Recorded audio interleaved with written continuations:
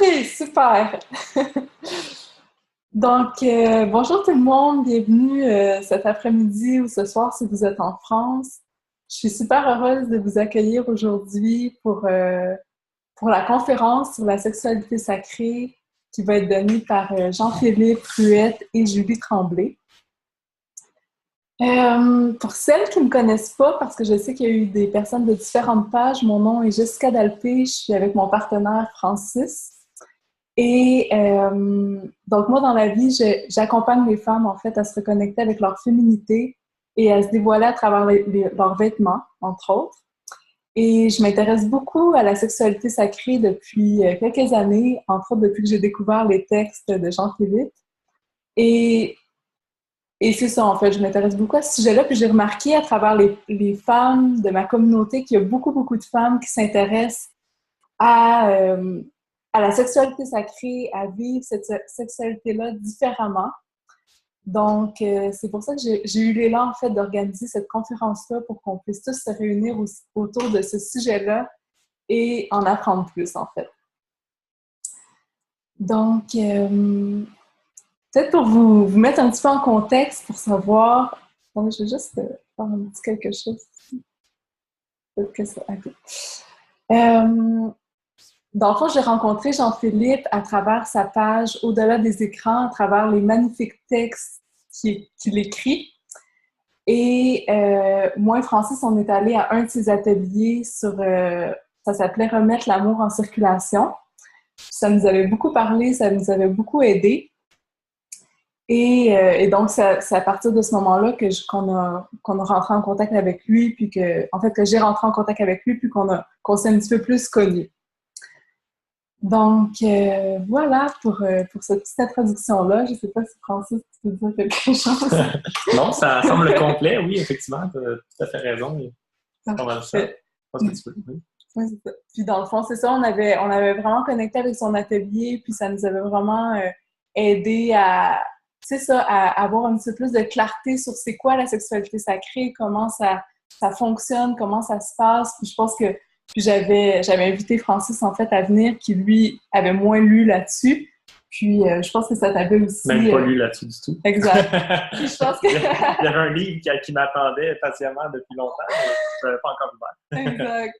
Donc, mais je pense que ça t'avait vraiment comme aidé à comprendre puis à mettre en mots peut-être qu'est-ce que je disais d'une certaine façon, mais qui n'était pas nécessairement aussi clair que si un homme le disait à un autre homme. Exact. Je pense que c'est ça qui a fait la plus grosse différence. Là, Jean-Philippe, je pense qu'il était au courant que je trouve que ça connecte plus juste parce que Jess, elle avait une manière de me l'expliquer avec ses termes féminin et spirituel ensemble. Là, je comprenais pas tout ce qu'il voulait dire. Il n'y avait pas assez de concret, en fait.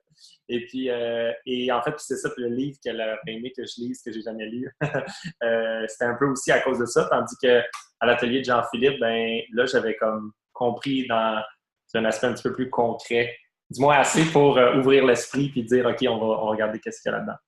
Exact. Donc, c'est ça. Donc, fait que c'est ça, dans le fond. Fait que c'est pour ça que je trouve ça super intéressant aussi que Francis soit là aujourd'hui, parce que je pense que ça va donner un... Tu sais, justement, je pense que les femmes, on l'amène d'une certaine façon, puis les hommes, on le comprennent aussi peut-être d'une autre façon. Donc, c'est pour ça aussi que je trouve ça le fun que vous soyez là, Jean-Philippe et Julie, aujourd'hui.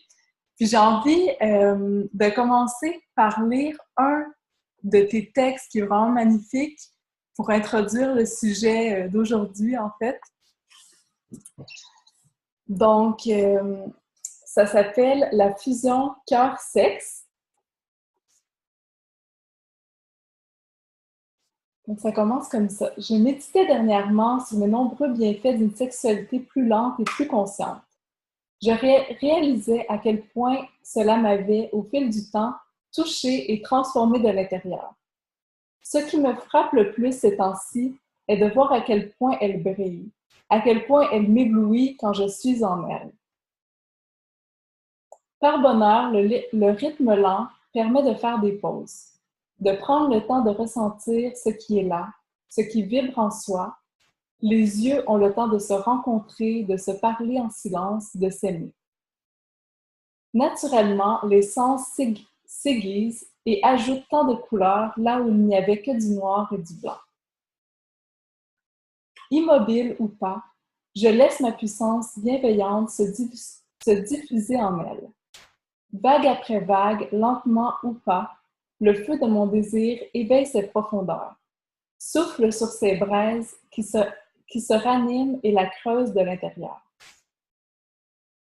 Mon corps s'ouvre si naturellement et me fait comprendre chaque jour davantage la signification des mots accueil inconditionnel.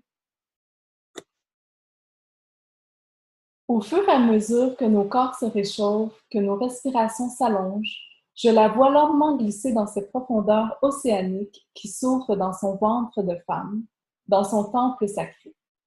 Dans ces moments-là, je sens sa conscience se dilater et s'étirer à l'infini, comme si elle touchait à son essence, comme si elle se fondait dans l'océan intérieur. Et cette vision d'elle, si vulnérable et si puissante, me transperce littéralement le cœur et me plonge dans un délicieux état contemplatif, un silence vibrant, si plein de vagues. Je ressens alors une plénitude si complète, une paix si profonde, une joie si vivante. Comme si mon cœur et mon sexe fusionnaient ensemble et me réunissaient de l'intérieur. Ce qui m'émeut le plus, je crois, est de sentir cette dissolution de mes écrans, cette nudité totale, comme si par sa beauté rayonnante et pénétrante, j'étais entièrement démasquée, rendue à moi-même, à ce que je suis en réalité. Et puis, cette sensation de communion, cette impression si nette d'être l'univers qui se regarde avec tant d'amour à travers nos yeux réunis. C'est très touchant comme texte. Donc, on peut peut-être partager l'écran. Donc, je veux juste dire vraiment merci beaucoup à Jean-Philippe et Julie d'avoir accepté l'invitation. Puis j'ai envie de vous remercier pour tous les textes vraiment touchants, Jean-Philippe, que tu écris, inspirés par Julie. Et voilà, dans le fond, la première question que j'aurais peut-être envie de vous poser, c'est quoi exactement cette sexualité sacrée-là, en fait? On va juste vous partager l'écran. Attendez un Ouais, petit puis peu avant n'oubliez de... pas de repartir votre audio juste avant de parler pour être sûr qu'on vous entende.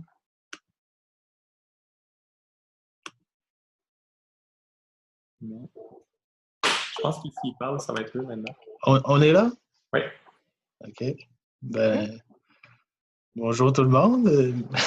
Merci à vous deux de nous accueillir, de nous inviter comme ça.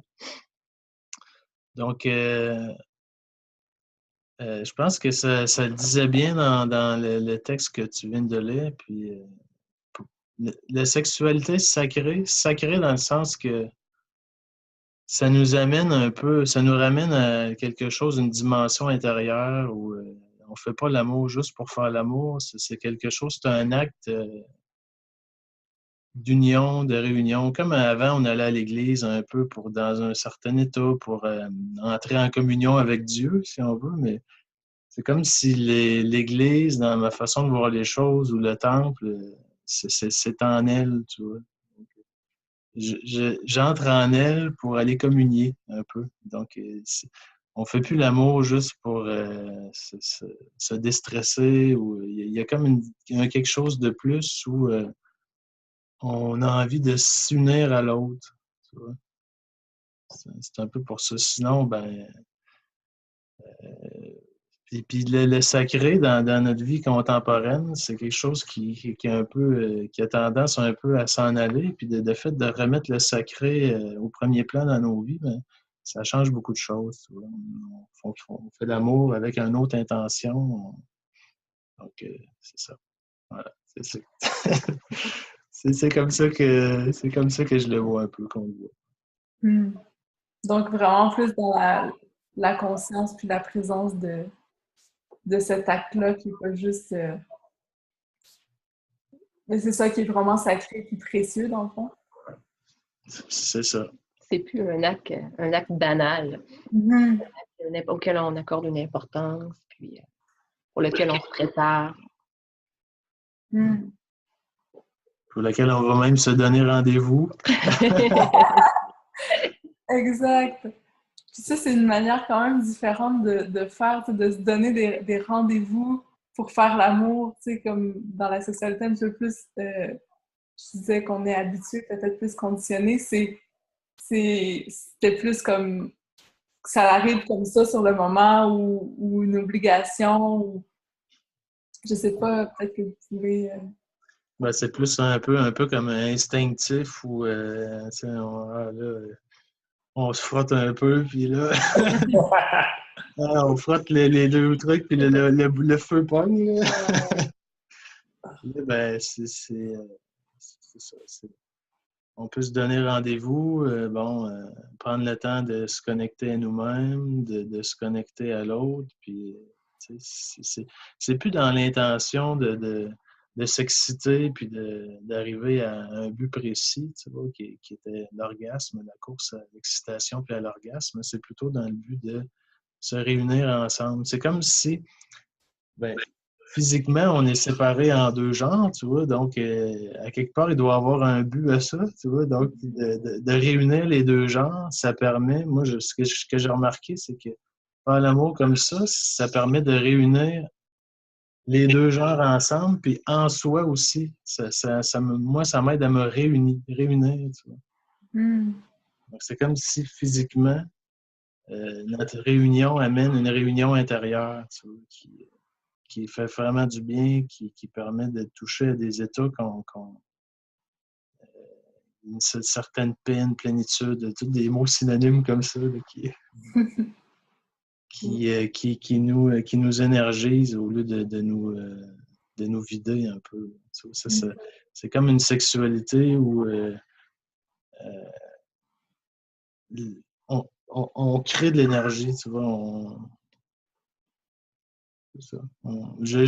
J'aime à dire que il y a un ventre, il y a un vortex dans le ventre de la femme qui ne demande qu'à s'ouvrir, puis cette sexualité-là aide justement à ce que cet espace-là s'ouvre en elle, puis c'est par cet espace-là que la femme peut faire passer des nouvelles vies dans notre monde, puis aussi faire comme ce que j'appelle la fontaine d'abondance, tu vois.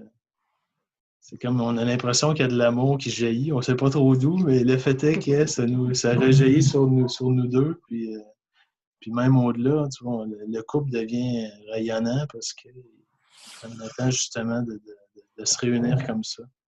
Puis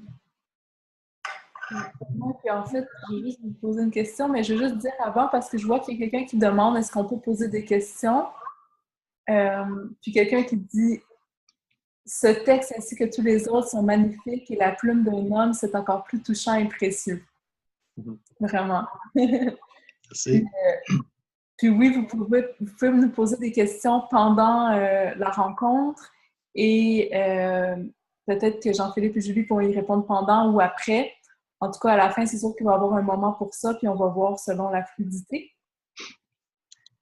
Donc oui, c'est ça. Puis en fait, tu partageais sur comment cette forme de sexualité-là, ça fait émerger en fait l'amour à quelque part, puis ça fait vraiment rayonner l'amour qui est déjà en nous, puis ça permet d'avoir cet espace-là pour pouvoir en fait vivre cet amour-là.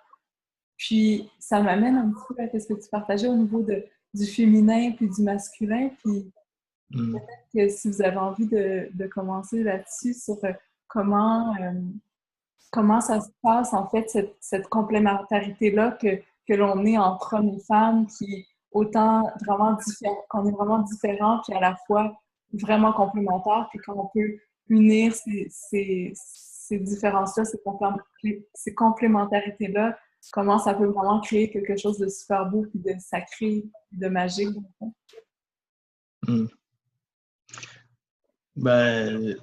C'est que au début, là, quand on était un peu avant que tout ça commence, c'est comme si moi j'avais l'impression qu'elle était faite comme moi. Puis donc, je prenais mes désirs pour ses désirs, mes besoins pour ses besoins, puis ça faisait que, dans le fond, ça connectait pas vraiment parce que... Puis quand elle répondait pas à mes désirs ou mes envies, ben là, je comprenais pas parce que moi, je l'aurais fait pour elle, tu sais. Fait que ça crée beaucoup de malentendus, puis de tensions, puis tout ça. Puis, à un moment donné, on a comme fini par prendre conscience qu'on n'était pas pareil, en fait. On était complémentaires. Puis la simple observation des corps physiques, tu vois, en fait, c'est évident quand on le voit, mais avant, c'est comme si on ne le voyait pas. Donc, on est fait pour se compléter, pas pour être pareil, dans le fond.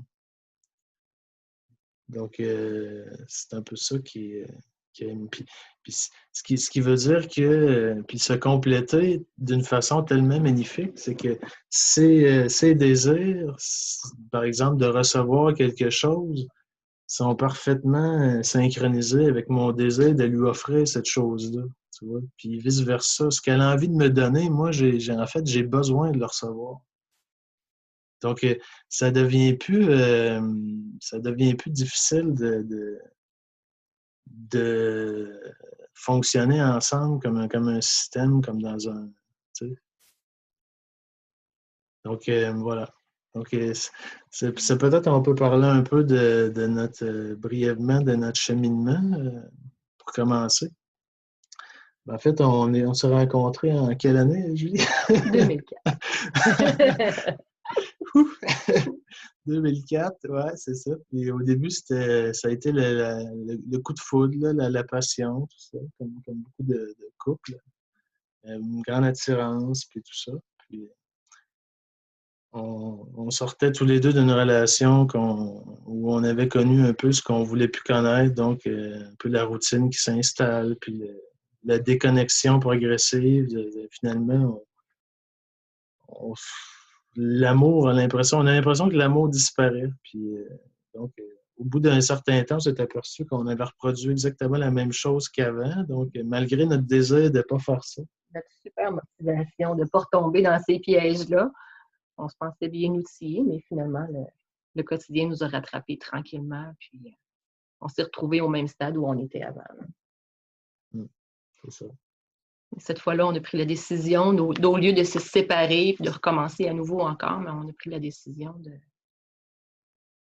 de faire quelque chose, de trouver une solution à tout ça. Donc, on ne s'est pas résigné à cette vie de couple-là, encore une fois. Donc, on a choisi de trouver une nouvelle voie. C'est ça. Mm-hmm. Puis c'est un peu ça qu'on partage dans notre premier atelier, pour vous le résumer brièvement, puis en même temps, mais ça va vous permettre de voir un peu notre histoire.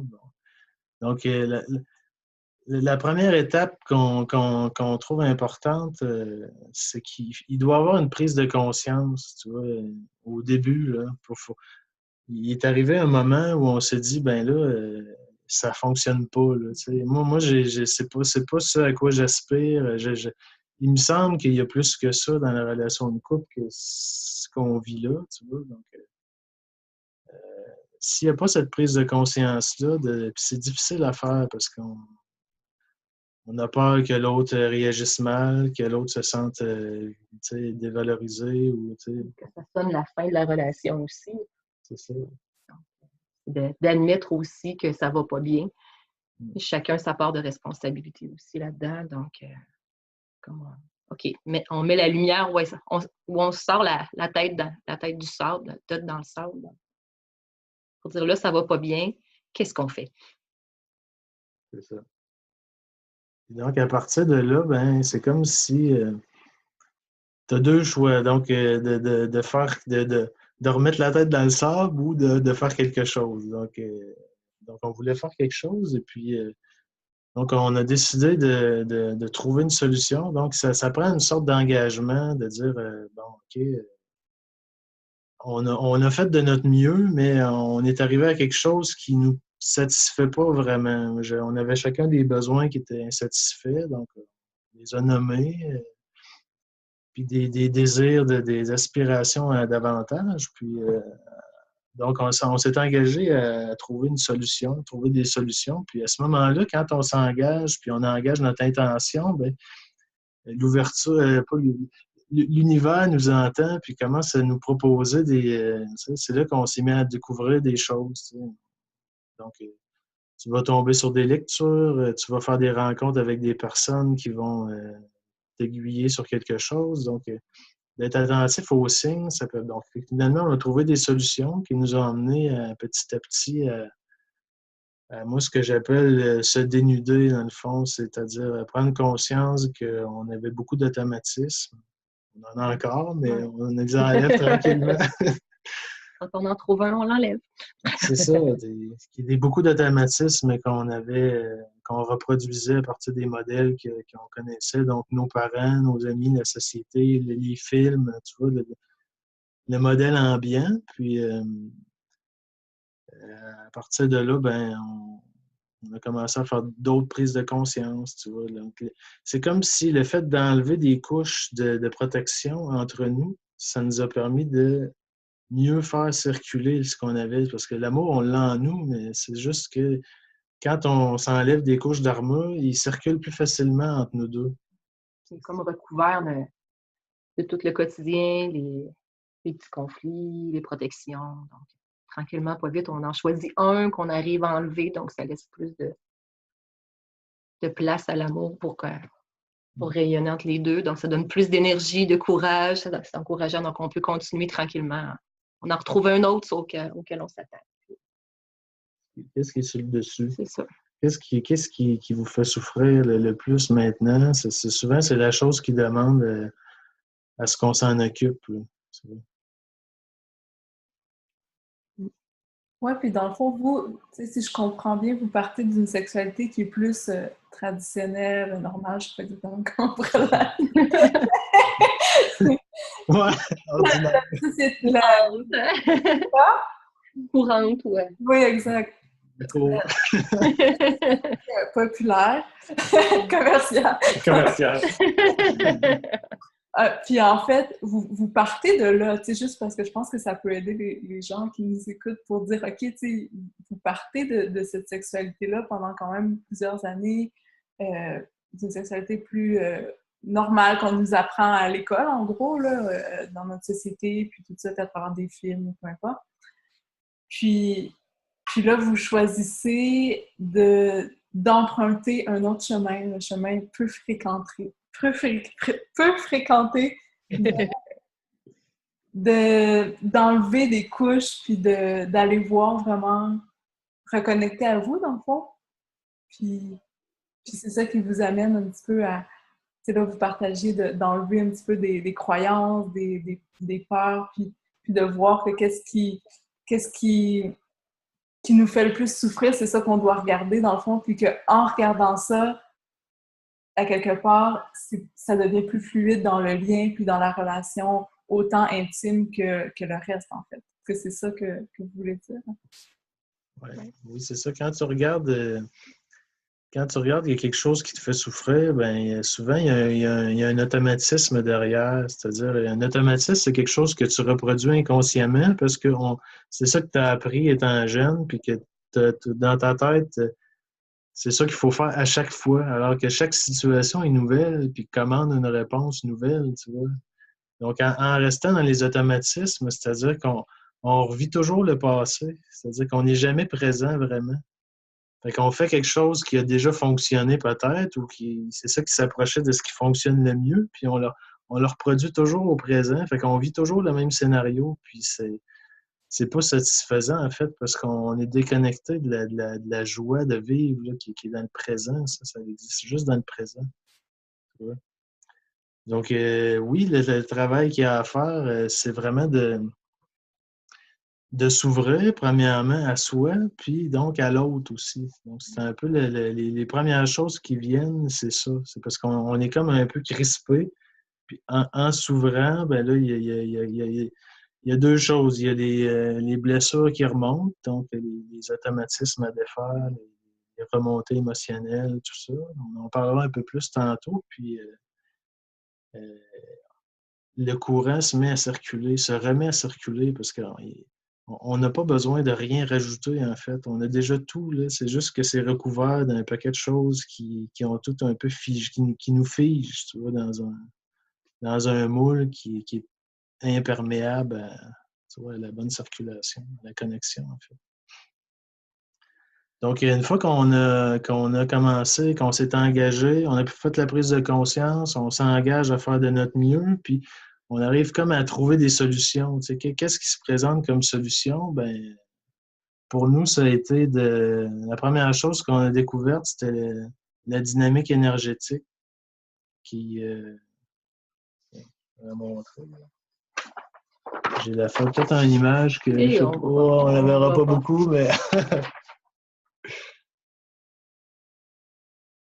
je t'entends plus là. Sinon, vous avez le share screen en bas. Vous pouvez partager votre écran. En bas de votre écran, si vous cliquez là-dessus, on va voir votre écran d'ordinateur. Vous pourriez la montrer là si vous voulez. Ah, OK. Ouais. Bon, attends un peu là. C'est comme vous voulez. Ah ben sinon, on peut... Sinon, toi, tu l'as? Ça va s'organiser. OK. Ben, je pense qu'on peut quand même... avec vos mains. C'est ça. Dans le fond, c'est qu'on on a en nous les deux polarités, tu vois, masculine et féminine. Mais physiquement, on a comme une inversion des polarités, si tu veux. C'est-à-dire que le cœur de la femme, c'est des voitures, des batteries finalement. Donc, pour nous, comment on le ressent, c'est que ça circule de son cœur vers mon cœur. Puis ensuite, ça circule au niveau des sexes, c'est comme inversé. Donc, le sexe de l'homme, il est émetteur, est positif, puis le sexe de la femme est négatif, donc récepteur. Donc, fait que finalement, quand on met tout ça ensemble, ça fait comme une boucle. Une boucle énergétique, on va vous le montrer. Donc, ça circule comme ça. Hein? Puis par en bas, ben, c'est ça. Fait l'image.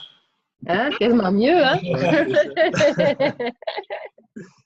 Donc, ça fait comme, dans le fond, c'est comme si on était les deux parties d'un système de circulation d'amour, d'énergie. Quand on les met ensemble, ben, le circuit se complète, puis l'énergie se met à circuler. Voilà. Mais ce que ça avait de merveilleux, c'est que ça nous faisait comprendre que son besoin de donner, tu vois, il était plus au niveau du cœur, puis mon besoin de recevoir au niveau du cœur aussi. Donc, puis au niveau du sexe, ben, c'était l'inverse. Tu vois. Donc, déjà, ça permettait de comprendre qu'on avait exactement les mêmes besoins, donc de donner puis de recevoir, mais que physiquement, on était juste, c'était comme un peu différent. Fait que c'est normal que moi, j'avais beaucoup envie de faire l'amour, tu vois, parce que j'avais envie de donner, puis je sentais que j'avais de l'abondance puis de la pression, tu vois, qui devait... Puis elle, c'était son besoin, c'était plus, elle voulait se coller, elle voulait de la tendresse du cœur, tu sais, de l'amour, puis tout ça. Puis elle voulait que je la reçoive, tu sais. Donc, on était tous les deux comme ça, avec nos besoins d'être reçus, tu sais, puis on n'arrivait pas à se rejoindre à ce niveau-là. Parce que d'un autre côté, on est comme on était fermés aussi, tu vois, avec nos protections, ben t'as beau vouloir donner, mais l'autre, il peut pas recevoir parce qu'il y a une fermeture qui est là, tu vois. Fait que, c'est ça. Donc, en comprenant ça, ça nous a amené à... Moi, quand j'ai compris que son besoin de me donner de l'amour, c'était exactement la même chose par une symétrie que mon besoin de donner de l'amour à travers la sexualité, ben ça m'a permis de m'ouvrir à son besoin puis de l'entendre parce que maintenant, je comprenais ce qu'elle voulait dire. Tu sais. Je comprenais à quel point c'était important pour elle. Ça a permis de sortir, d'écouter plus le besoin puis de sortir de la façon d'aller combler son besoin. Dans le fond, notre façon de combler le besoin à chacune était tellement importante qu'on se préoccupait, faisant en sorte qu'on ne se préoccupait pas du besoin de l'autre. Ça prenait toute la place. Puis, tout ce qu'on voyait, c'est le nom de l'autre personne à ce qu'on avait à offrir. C'est comme si moi, je veux t'offrir de quoi, mais tu veux pas. Puis l'autre me disait la même chose. Tu vois? Fait qu'on était comme dans un genre de dialogue de sourds. Donc, ça nous a permis de faire des prises de conscience qui ont amené progressivement à une ouverture, justement, de l'un à l'autre. Donc, l'ouverture permet que l'amour circule davantage. L'amour ou l'énergie sexuelle, pour moi, c'est la même chose. Là. Ça circule dans la boucle. Puis, donc, quand ça se remet en circulation, ben justement, on commence à faire des prises de conscience, notre niveau d'énergie monte, puis il y a des choses qu'on ne voyait pas, ben, qu'on se met à voir. Tu vois. Fait que ça nous engage dans une spirale évolutive qui est assez puissante, puis qui nous amène à... Tu n'as pas le choix, dans le fond, quand tu t'engages là-dedans, c'est que tu vas contacter beaucoup de choses qui sont enfouies, puis qui vont demander justement à pouvoir sortir de toi, puis tu vas avoir beaucoup de choses à te débarrasser. Tu vois. Mais ce qui est bien, c'est qu'on n'a rien à rajouter, en fait. On a déjà tout ce qui est... C'est un peu ça quand je dis dans mes textes, mais au-delà de nos écrans, mais nos écrans, c'est un peu nos protections puis toutes nos armes. Parce que la sexualité sacrée, c'est pas simplement ce qui se passe dans le lit. Au niveau vraiment de sexualité, ça vient englober plein d'autres parties du quotidien. Ça vient toucher à d'autres aspects aussi. C'est ça. Puis la connexion sexuelle va être un peu le reflet de la connexion des cœurs. Tu vois. Les deux sont indissociables parce que c'est un dialogue, c'est une boucle. Puis ce qu'elle me donne, je lui redonne, puis vice-versa. Tu vois. C'est un échange, c'est un partage. Donc, s'il n'y a pas de connexion au niveau du cœur, par exemple, ben, la sexualité devient un monologue. Tu vois, où je veux juste... il y a juste moi qui va donner quelque chose, mais tu vois, c'est comme si je l'interdisais d'elle de me le renvoyer. Tu vois. Il n'y a pas de flow, il n'y aura pas de vortex qui va s'ouvrir. C'est un peu ça qui est le drame dans la sexualité conventionnelle, c'est que c'est pas nourrissant, si tu veux, ni pour l'un ni pour l'autre. Pour la femme, parce qu'elle n'a pas l'espace pour accueillir, pour ouvrir, pour connecter justement à ses profondeurs de femme. Puis donc, elle ne peut pas toucher à sa fontaine d'abondance, puis que ça rejaillisse, puis que ça vienne nourrir les deux. Puis l'homme, bien souvent, pour moi, je m'en rendais pas compte parce que je connaissais pas d'autre chose, mais donc pour moi, c'était une façon simplement de faire baisser la pression intérieure. Tu vois? C'était déstressant, mais pour moi, c'était bon. Je savais pas qu'il y avait d'autres choses que ça. Tu vois? Je ne pouvais pas me diriger vers d'autres choses. C'est pour ça que c'était important de trouver des réponses, puis de s'informer, puis de s'ouvrir à d'autres voies. Parce que justement, quand on sait un peu vers quoi se diriger, puis surtout pour les hommes, je pense, Francis me disait, moi, c'est pareil. Si je ne sais pas où je veux aller, j'y vais pas. Je ne peux pas me mettre en mouvement, tu vois. Je ne sais pas où aller. Tu vois, donc, je sais qu'il y a beaucoup de femmes qui veulent savoir comment intéresser l'homme à ça. Ben, c'est une question qui revient beaucoup. Je ne connais pas de réponse miraculeuse. Là. Il n'y en a pas vraiment. Mais c'est une façon d'amener la chose peut être de dire qu'est-ce que l'homme va y trouver. L'homme va y trouver son compte, dans le fond. C'est que pour lui, le fait de prendre le temps de faire les choses différemment, de prendre le temps d'accueillir sa compagne, ben, ça va créer une ouverture donc il n'y a peut-être même pas idée, mais ça va tout ce qui va ça va rejaillir sur lui, dans le fond. Puis il va pouvoir toucher à des aspects de son masculin qu'il ne connaît pas encore, parce que tu vois, le masculin et le féminin, ils vont ensemble. Tu vois, ils existent l'un par rapport à l'autre, mais dans une sexualité comme ça, où tu vas aller incarner, par exemple, pleinement le masculin, puis elle, pleinement le féminin, ben, on va toucher à des états du masculin et du féminin donc on ne peut pas connaître autrement, si tu veux. On va approfondir ça. Puis Ben, probablement que pour aussi aller inciter son homme, par exemple, à s'intéresser à ça, c'est aussi de s'intéresser à c'est quoi ses besoins, de l'amener, lui, à aller voir c'est quoi ses besoins qui ne sont pas comblés nécessairement au niveau de la relation, puis de peut-être commencer à travailler avec ça. Donc, il y a sûrement un de ses besoins à quelque part qui se doute peut-être même pas qu'il n'est pas comblé, qui pourrait être à la source d'un mouvement pour démarrer le processus.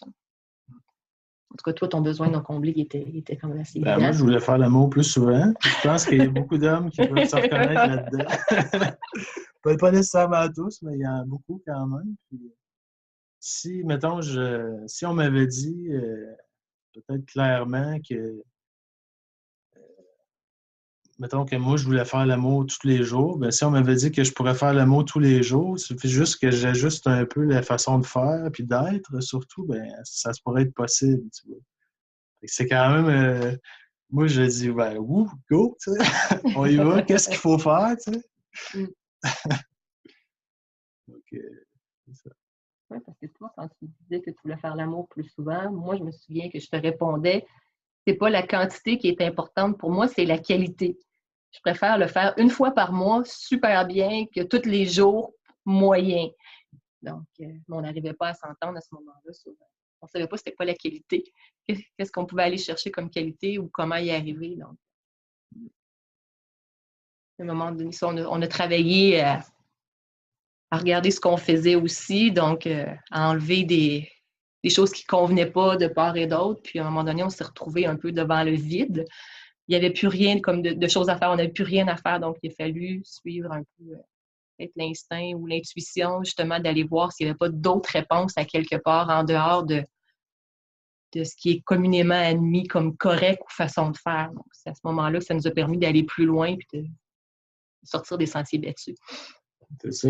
J'avais tout essayé, là, les massages, les fleurs, les restaurants, les sorties, tout qu'on s'imagine que dans le modèle actuel, c'est ça. Là. Il faut qu'il y ait des... faut la gâter, prendre soin d'elle, puis tout ça, puis préparer, faire le meilleur scénario possible, puis ça marche pas, ça, là. Ça marche à court terme. Mais ça marche, ça peut marcher une fois, mais puis là, ben, tu cherches la recette gagnante, tu te dis, je vais faire ça toutes les fois, puis c'est le voyage, et mon problème est résolu. Mais c'est ça, donc c'est parce que ça, on reste dans le faire, tu vois. Puis là, moi, c'était comme ça que je fonctionnais. Là. Je cherchais à faire des choses pour lui faire plaisir, puis qu'elle soit contente, puis que, bon, tu vois. Mais finalement, moi, ce qu'elle me demandait, sans me le demander, parce qu'elle ne savait pas comment me le dire, puis on ne savait pas ce qu'on voulait vraiment. On savait ce qu'on ne voulait plus, mais ce qu'elle voulait, là, c'était que je sois avec elle. Dans l'être, tu vois, puis vraiment qu'il y ait une connexion au niveau du cœur, ce qu'il n'y avait pas nécessairement. Puis je ne savais même pas ce qu'elle voulait dire quand elle parlait de ça. Et comme c'était quand même assez flou pour moi, je n'arrivais pas à trouver non plus les bons mots. J'arrivais à placer quelques mots, mais pas à formuler une phrase. C'était plus au niveau de la sensation, du ressenti. Donc, c'était pas bon pour elle. Ça, elle le sentait. Mais dans sa tête, il aurait fallu qu'elle aime ça, tu vois. C'est ça que le modèle actuel, c'est que les femmes, ils sentent que c'est pas bon pour elles, mais il faudrait qu'ils seraient supposés aimer ça si on lit les revues, puis les choses comme ça. Puis dans le modèle, c'est que il y a toujours un conflit intérieur, tu vois, entre ce que dit sa tête puis la voix de la société, puis ce que dit son corps, que c'est pas de l'amour, ça. C'est pas ça que j'ai besoin. Tu sais.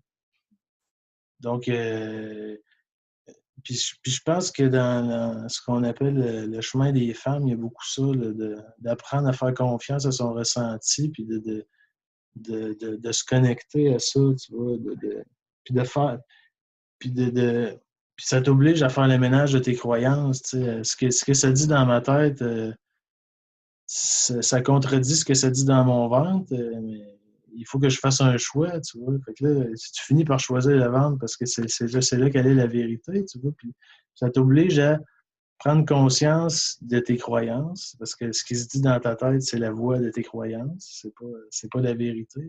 Puis donc, de prendre conscience de ça, puis de remettre ça en question, croyance par croyance. Tu vois. Il y a toutes sortes d'outils comme les 4 accords Toltec qui sont super pour ça.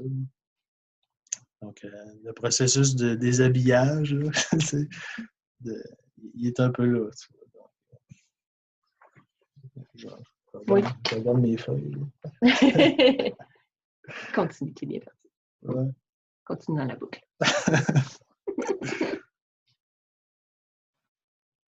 Donc, juste dire, je ne sais pas si c'est le bon moment pour les dire, sauf qu'il y a plusieurs questions, mais c'est juste pour que les gens sachent que oui, on va les lire après.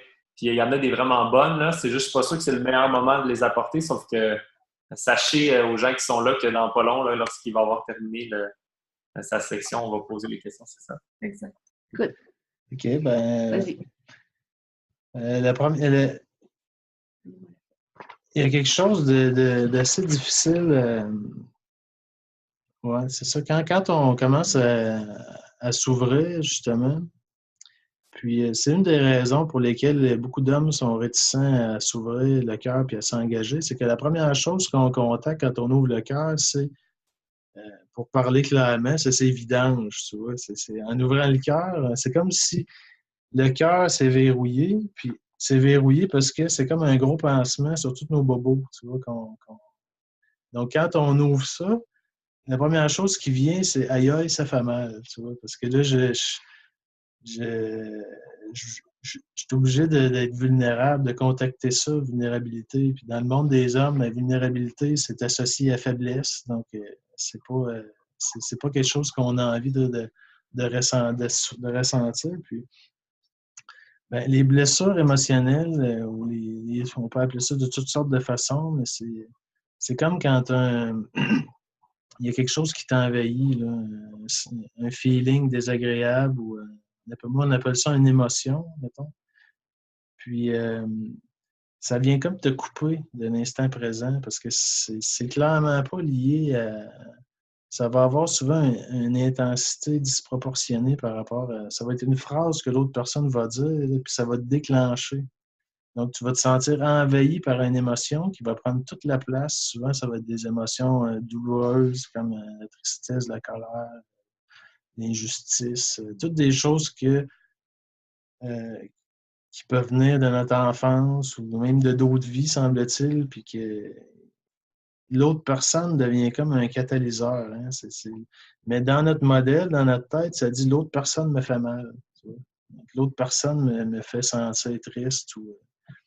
Fait que nos automatismes, à ce moment-là, ils s'activent. Donc là, j'entre en mode on m'attaque, donc je me défends. Donc, tu vois, quand ça a commencé, là, ça a été la guerre. Là, Ça a été la période de notre vie de couple où est-ce qu'on s'est le plus engueulé, discuté. Ouais. C'est ça, quand ça sortait. C'est aussi d'apprendre à accueillir ce qui sort, aussi ce qui a enfin la possibilité d'émerger. Donc, c'est pas le temps de le refouler. Au début, je me sentais attaquée, donc je répliquais aussi. Donc, c'était juste de jeter de l'huile sur le feu. Donc, après ça, ça a été justement, entre autres avec les accords Toltec, de me dire de ne pas le prendre personnel, c'est son émotion à lui, mais de rester là aussi pour l'accueillir, pour que son émotion soit enfin entendue, qu'il a besoin d'être sorti, accueilli, pour qu'on puisse s'en débarrasser enfin. Mais c'est pas facile au début, puis c'est aussi justement de ne pas aller intervenir, puis si on a besoin d'intervenir de la juste façon, puis aussi quand l'homme commence à s'ouvrir, ça peut être intéressant, ça peut être le fun de savoir doser aussi notre intervention pour ne pas devenir envahissante aussi. De rappeler un peu, peut-être utiliser une image, là, peut-être un petit peu stéréotypée, mais de la mère qui veut couver, puis qui veut donc prendre soin, puis qui devient envahissante, puis que le petit gars, il se referme un peu trop, ou la petite fille se referme, puis justement l'image de la mère envahissante. Donc, laisser de l'espace pour savoir où s'arrêter. Quand c'est assez, là, on ne pousse plus, c'est bon, pour éviter qu'il se referme, justement, qu'il se recarapace. C'est un peu comme, moi, ce qui m'a aidé vraiment à le comprendre, c'est c'est comme quand je voulais pénétrer en elle trop vite. Tu vois? Ça avait le même effet. Là. C'est-à-dire que Ça manquait de présence, de conscience. C'était fait trop vite. Donc, ça produisait l'effet inverse. Au lieu d'avoir une ouverture, il y avait une fermeture. Donc, c'est ça. Donc, quand les émotions ont commencé à sortir puis à se présenter, ben, on ne savait pas ce qui se passait, tu vois. Donc, il y a eu beaucoup de bisbilles de guerre, justement, parce qu'on ne le savait pas. Mais donc, quand on a compris ce qui se passait, puis notamment avec des livres, tu sais, des catacomбes toltèques ou Eckhart Tolle, le moment présent, ou il y a toutes sortes de façons En gros, là, il faut accueillir l'émotion qui se présente, puis la laisser passer, la laisser sortir de soi. Donc, quand on a commencé à comprendre ça puis à le faire, ben ça a été beaucoup plus rapide pour justement faire sortir ça, puis on a pu progresser plus rapidement. Parce qu'on travaillait avec le processus En fait, c'est un processus de nettoyage ou de guérison, appelle ça comme tu veux, mais où les choses enfouies sortent de toi. Puis à chaque fois que ça sort, ben, ça connecte de mieux en mieux avec ton partenaire parce que vous avez plus tout ça qui est entre vous. C'est comme on peut le voir un peu comme du passé, du passé qui est figé puis qui coupe la connexion entre vous deux. Puis l'autre personne, puis c'est ça qui fait qu'il y a beaucoup de couples qui se séparent, c'est que c'est les premières choses qu'on contacte une fois que la période lune de miel est finie, c'est ça, tu vois. Direct qu'on arrive là-dedans, dans les trucs qui remontent, puis là, je vais me braquer, puis là, à ce moment-là, on se dit, ben, c'est pas la bonne personne parce qu'elle me fait mal ou parce que je fais ça. Puis là, on va changer de partenaire, puis on va recommencer encore le même truc. Alors que c'est précisément là que c'est le bon moment, justement, pour faire un travail qu'on ne ferait pas tout seul, hein, parce qu'il n'y a personne qui fait ça tout seul vraiment. Je n'irai pas là où ça fait mal tout seul, mais si l'autre personne m'y aide, en appuyant là où ça fait mal, mais inconsciemment, tu vois, mais elle ne le fait pas exprès, mais moi, ça me déclenche. Je suis obligé de m'occuper de ça. À force de s'en occuper, ben, ça va mieux. Hein? Ça va mieux. On en a encore, là, on a encore des déclenchements, mais ça dure moins longtemps, puis on sait quoi faire. On respire dedans, ou on peut. Il y a toutes sortes de façons, c'est à chacun de trouver la sienne, mais il y en a qui c'est à travers l'exercice physique. On va faire du ménage pour faire bouger ça. L'important, c'est de ne pas remettre le couvercle sur le presto. C'est ça. Il faut que ça sorte. Faut que ça sorte. Mais d'une façon qui n'est pas agressante pour l'autre non plus, parce qu'on ne s'attaque pas à la personne qui est là. Puis quand je sais que je suis déclenché, ben je ne vais pas écouter tout ce que c'est dit dans ma tête. Puis ça dit, dans ta tête, ça dit frappe. Là, venge-toi. Venge-toi. Puis, je pourrais dire ça pour le faire mal. Fait que là, je vais laisser passer ça, puis je vais me concentrer sur ce qui se passe dans mon corps, cette émotion-là qui m'envahit. Mais je ne vais pas la refouler, je vais la laisser m'envahir, puis elle va finir par s'exprimer, donc puis pouvoir finalement être entendue, puis elle n'aura plus besoin de se taper, de se recacher en toi pour jusqu'à la prochaine fois, parce que sinon, c'est comme, ça revient toujours, tu sais. Tu vas toujours être, c'est comme une mine, là, tu repiles toujours dessus. Tout ce cheminement-là vers la sexualité sacrée, la relation sacrée, ça demande à beaucoup plus de présence et de conscience de soi. Donc, on va vraiment on est en contact avec ce qui est là. Donc, on ne peut plus faire semblant que c'est pas là. On a besoin d'aller le contacter, d'aller le toucher pour pouvoir le vivre et être pleinement là. Donc, ça fait partie du processus, là. Il y a une petite période au début qui peut être plutôt désagréable selon le passé de ce qu'on a accumulé chacun, mais c'est un passage obligé, là. C'est ça. Parce que sans ça, tu ne peux pas être pleinement dans le présent parce que tu es toujours à la merci du moindre déclenchement. Puis il y en a beaucoup. Là. Puis la stratégie que la plupart des gens ont, puis qu'on avait aussi, c'est que on finit par se cantonner chacun un peu sur notre but. Là, tu vois? Puis on sait où pas aller. Les zones à éviter pour chacun deviennent assez évidentes avec le temps. Puis on le sait qu'il ne faut pas que j'aille là parce qu'elle va réagir, puis elle va peser sur mes boutons, puis tu sais... Comment ne pas déclencher la guerre? C'est ça. Ben, il s'établit une genre de guerre froide où où finalement, on coupe un peu le processus d'évolution. On n'évolue plus vraiment. Chacun reste sur ses positions à se protéger. Donc, puis là, la routine s'installe parce que la routine, c'est ça. On reproduit toujours les mêmes comportements. Fait qu'on s'était mis à écouter la télévision tous les soirs. À écouter je dis pas que c'est mauvais, là, mais c'est quand tu fais juste ça parce que tu n'as plus rien à te dire ou parce que On était dans l'évitement. C'est ça. Chaque petit truc qui est entre les deux, c'est des zones. C'est des zones qu'on évite, mais qui vient freiner ta spontanéité, qui t'oblige à porter une carapace, des protections, justement, qui font que tu n'arrives pas à t'ouvrir complètement parce que tu te protèges. Tu sais que la personne en avant de toi, sont où tes boutons, donc tu as besoin de te protéger éventuellement, au cas où éventuellement il te pèserait dessus. Donc,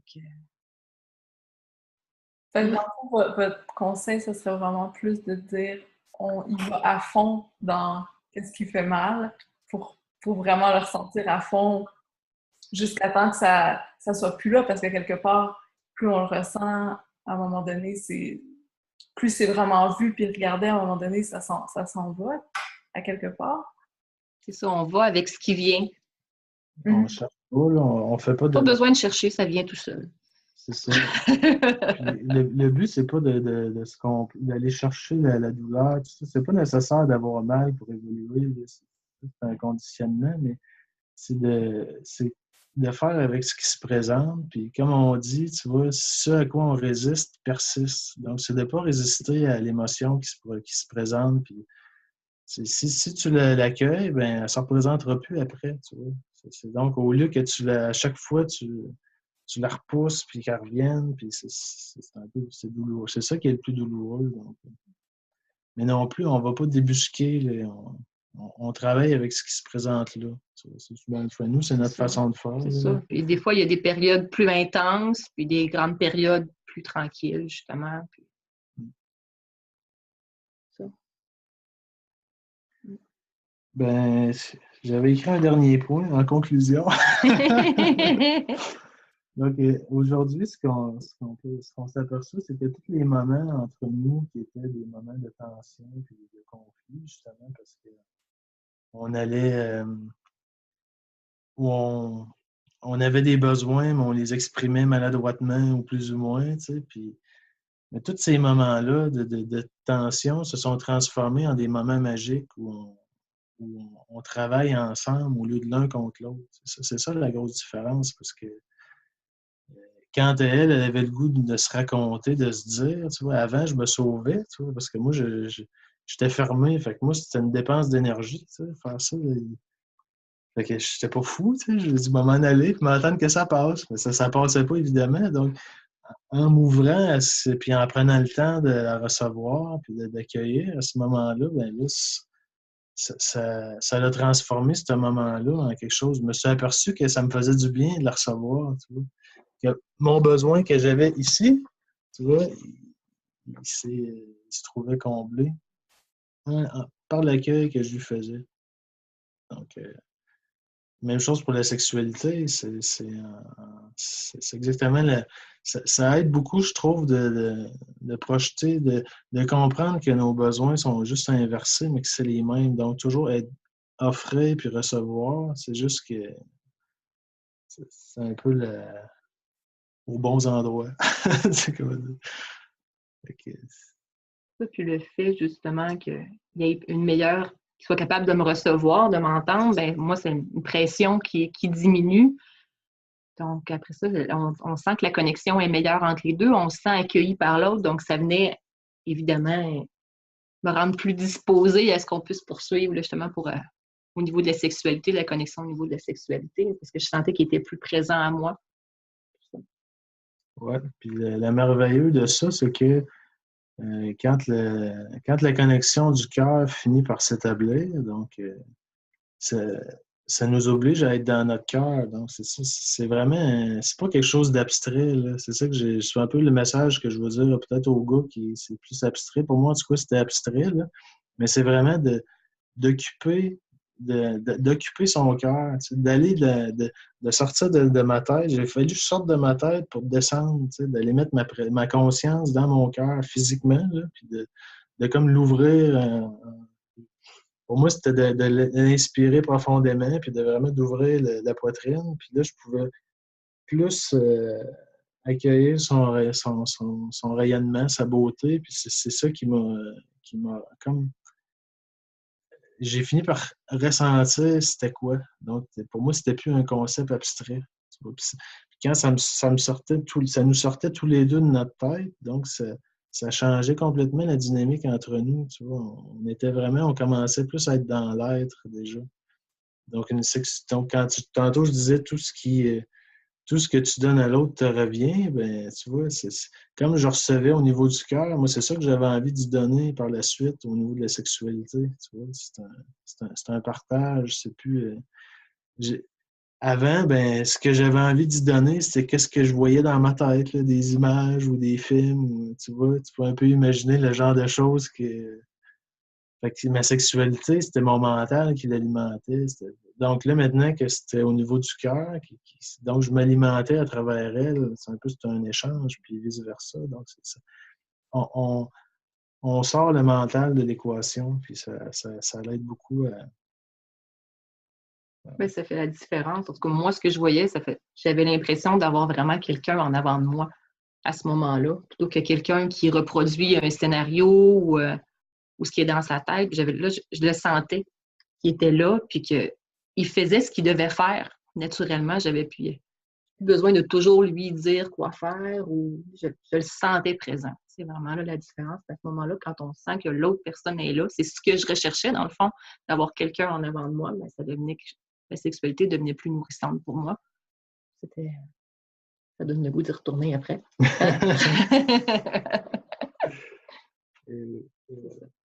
C'est vraiment d'aller mettre de la présence dans ce qu'on fait. Quand on fait l'amour, qui fait une grande différence. Au départ, ça demande de ralentir. En tout cas, de l'expérience qu'on a eue, ça demande vraiment de ralentir pour pouvoir se permettre de ressentir qu'est-ce qui est là. Qu'est-ce que je ressens? Puis qu'est-ce que je ressens quand je bouge un peu comme ça? Qu'est-ce que l'autre en avant de moi ressent aussi, qu'on puisse avoir le temps de se le partager. Quand on commence à embarquer dans la vitesse, on retombe dans les anciens patterns, comme on fonctionnait dans les automatismes. Donc, l'excitation embarque tranquillement, puis on retombe dans nos têtes. Donc, au début, c'est vraiment le secret qu'on avait, c'était plus de rester dans la lenteur pour rester là, présent, connecté.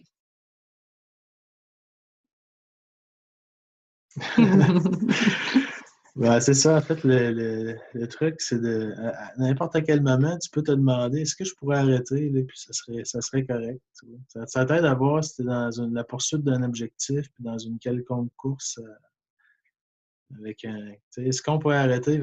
Quand tu as des enfants comme nous, mettons, puis qu'ils viennent cogner à la porte pour te demander si c'est n'importe quoi, ben tu vois, c'est correct, c'est plus un drame, là, parce que là, on était dans un certain niveau d'excitation, puis là, ben là, à maintenir, parce que si tu perds ton niveau d'excitation, là, tu retombes à zéro, il faut que tu recommences. C'est plus ça, tu vois, c'est plus une course là, pour monter une montagne, puis après ça, tu arrives en haut, puis là, ça explose, puis là, tu redescends. C'est plus comme une promenade, tu vois. On va passer un bon moment ensemble où est-ce qu'on se fait plaisir, on se fait du bien. Ouais. On apprécie chaque minute de chaque moment qui est là parce qu'on n'est pas en train de penser, on n'a pas d'objectif, comme tu disais. Donc, on n'est pas en train de penser à ce qui va se passer tantôt, puis on met toutes nos énergies là, on met notre énergie dans ce qui se passe maintenant.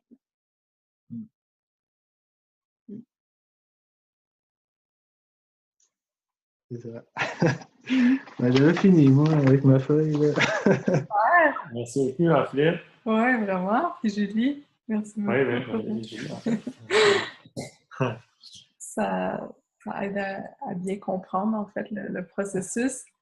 Puis, il y a eu quelques questions par rapport à vos partages, là. Est-ce que vous avez l'espace pour que je les pose en ce moment? Ou, Oui. Oui. OK. Ben, j'ai juste fait un commentaire, quelqu'un dit c'est vrai que ça peut devenir tellement insidieux la course à l'orgasme et comme tu dis, on redescend vite de la montagne. Oui. La culbute, on prend la culbute puis on descend.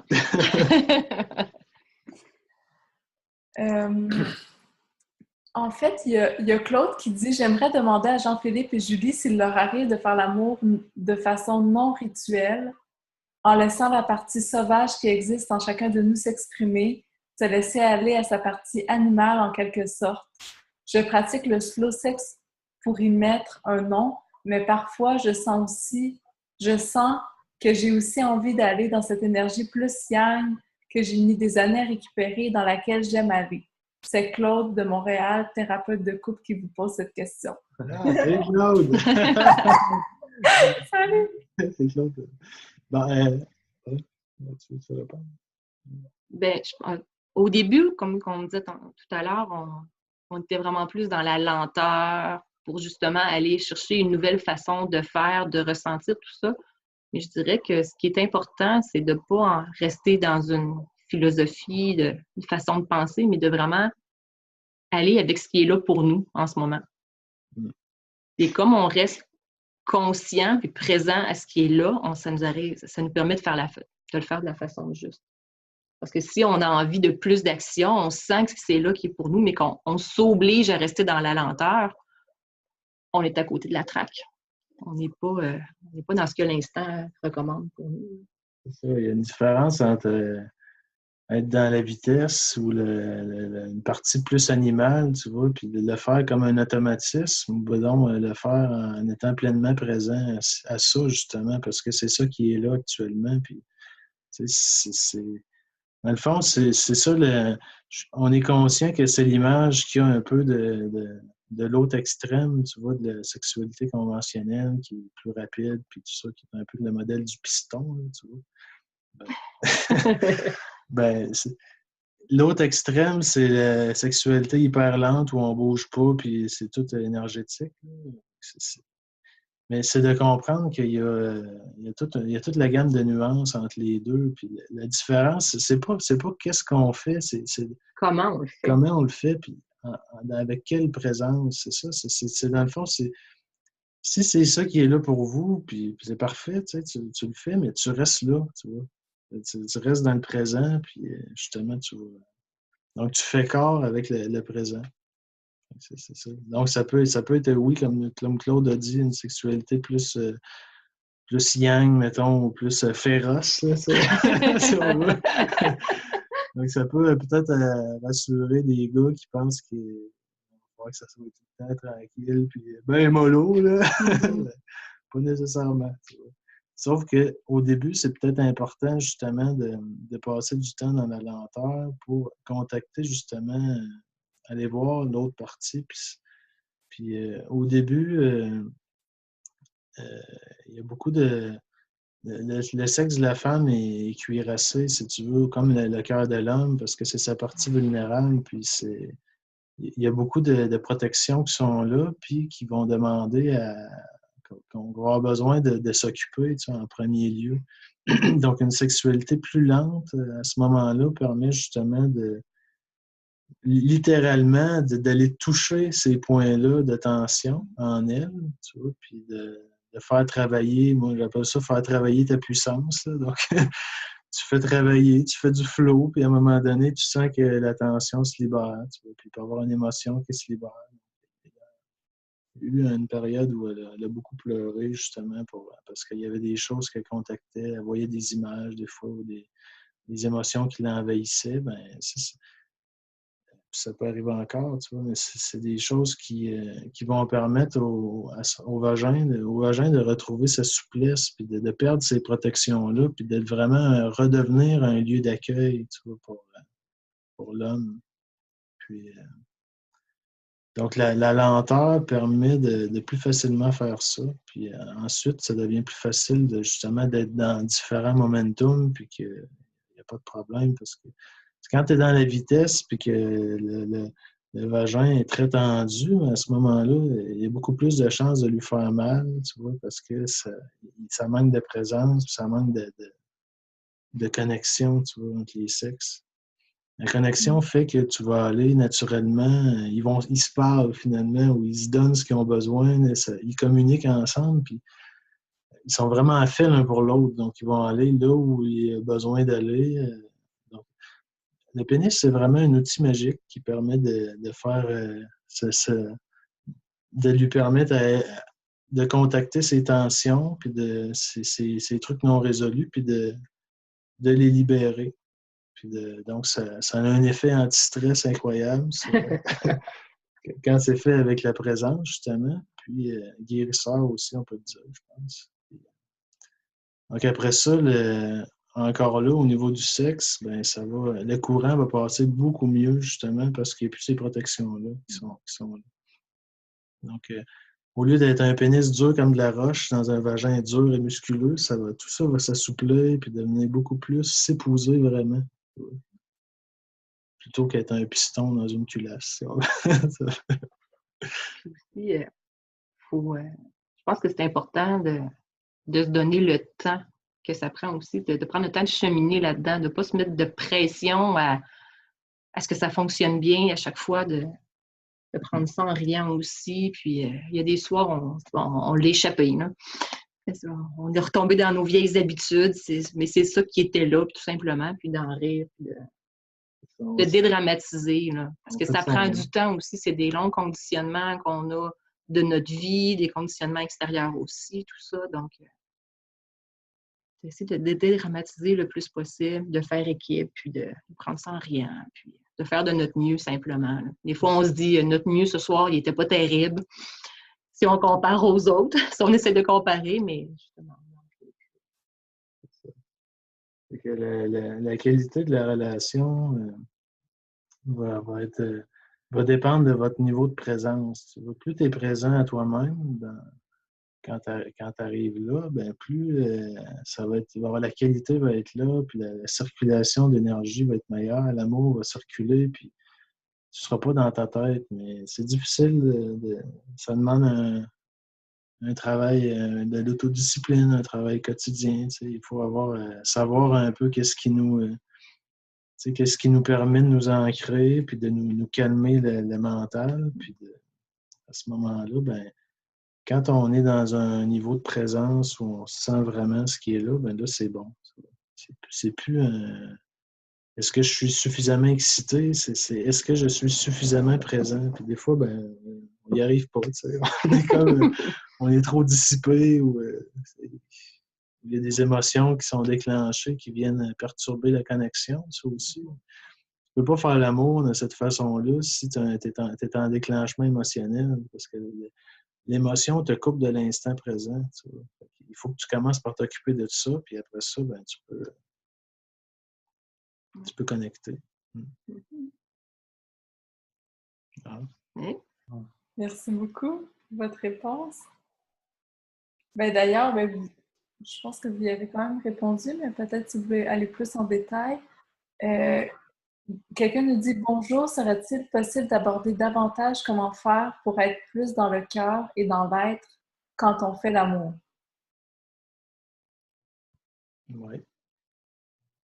Ben, je te dirais que la façon, c'est à chacun de trouver sa façon.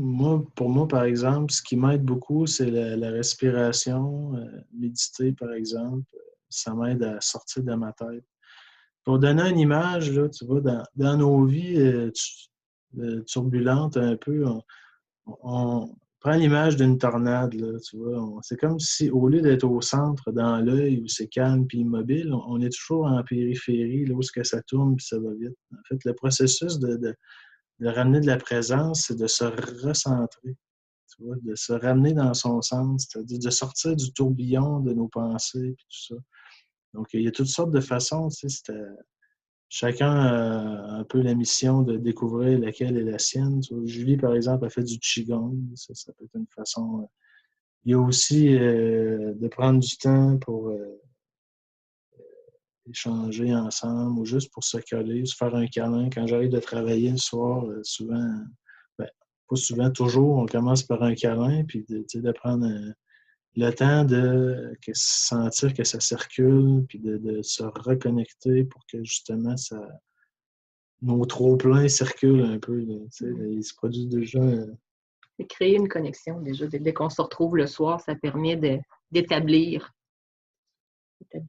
la reconnexion, puis le lien avec la distance qui s'est installée. Puis après ça, mais quand on fait l'amour, on utilise beaucoup la respiration pour arriver à se recentrer. C'est qu'on part dans notre tête ou s'il voit que je pars, que je suis pas il sent que je suis pas tout à fait là, ou moi, si je sens qu'il n'est pas tout à fait là à ce moment-là, on se fait juste dire respire ou simplement pour se ramener à sortir du mental. Mais mettons, je vais donner un truc aux gars, là, parce que moi, c'est ça qui m'a permis de vraiment comprendre c'était quoi la connexion du cœur. C'est que moi, après souper, mettons, elle voulait me raconter sa journée. Puis elle voulait me dire, elle avait envie de se dire, puis moi, ben, j'essaie d'y trouver des solutions. Tu vois. Quand elle me parlait de ses problèmes, puis là, elle me parle de ses problèmes. Dans l'univers des gars, moi, si un gars au bureau qui vient me parler d'un problème, je sais que c'est parce qu'il veut une solution. Fait que j'y arrivais avec une solution, tu vois. Mais ça, c'est pas ça qu'elle voulait, elle. Elle voulait que je l'écoute puis que je la trouve belle, en fait. C'est comme ça que... Parce que pour moi, quand je la trouve belle, je sais que c'est parce que j'ai le cœur ouvert. Tu vois. Donc, après ça, j'ai compris ça. Puis pour moi, si je la regarde, puis je l'écoute, puis je la trouve belle, c'est parce que ça connecte bien. Tu vois. Donc, quand j'ai compris qu'elle ne voulait pas de solution, ben là, je me suis dit, ben là, j'ai rien à faire d'abord. Mais non, c'est ça, j'avais rien à faire. J'avais juste à être là pour elle. Tu sais. En étant là, en ouvrant en étant là, puis j'avais compris le truc, que si je l'avais trouvée belle, c'est parce que j'avais la bonne configuration intérieure, là, c'était ouvert, puis ça marchait. Fait que quand je me focusais sur ça, sa beauté qui rayonnait, là, puis là, ça passait, les courants passaient, puis là, je voyais qu'elle était contente, elle se sentait reçue, puis là, elle se déposait un peu. Elle déposait son trop-plein C'est comme si toute la journée, elle empilait un peu de choses, puis le soir, elle avait besoin de m'y partager. Tu vois. Souvent, c'était à passer d'un truc à l'autre, là, tout mélangé. Là, c'est déroutant pour l'homme parce que c'est pas linéaire, puis c'est pas grave, c'est pas tellement important là, de tout retenir ce qu'elle dit, puis c'est vraiment plus d'être dans l'accueil, puis de m'ouvrir à son rayonnement. Tu vois. Puis là, à ce moment-là, elle sortait de sa tête parce qu'elle avait plus toutes ces choses-là qu'elle voulait me dire. Fait qu'elle était comme soulagée. Puis moi, ben, j'étais comme dans le fond, j'étais déjà sorti de ma tête, fait que j'étais bien, tu vois, ça venait me nourrir. Donc, là, à ce moment-là, quand j'ai compris ce petit truc-là, là, j'ai pu travailler avec ça. Parce qu'à chaque jour, elle avait besoin de me dire. Fait qu'à chaque jour, on sortait de nos têtes, tu vois, par ce moyen-là, puis ça changeait le reste de la soirée, tu sais. Parce que sinon, avant, là, elle n'était pas entendue, parce que moi, je m'étais sauvé. Fait que là, quand je revenais, elle était toujours en train de ruminer, là, puis là, je voudrais bien y parler, mais là, elle cherchait un moyen de me parler, là, moi, je faisais comme le poisson, languer. Fait que là, ben, tu vois, fait que quand le soir, moi, j'arrivais avec mon besoin, tu sais, oublie ça, le besoin, là, elle moi aussi, je me sauvais. elle se sauvait, c'est ça. Donc, lui aussi me poursuivait. C'est ça, tu vois, c'est un peu de... C'est la même image. C'est tout beau. Est-ce que tu avais d'autres questions? Oui, il y a d'autres questions. Je vais en prendre une qui nous était posée avant, en fait, la rencontre, qui est, dans le fond, il y a deux questions qui se ressemblent, en fait. C'est Gaëlle qui nous dit « Ma problématique aujourd'hui est de savoir comment franchir ce pas vers l'autre en étant dans cette démarche sacrée. Les hommes sont moins dans cette dynamique-là et j'avoue qu'après tant d'années de célibat et peu d'expérience, ce n'est pas évident.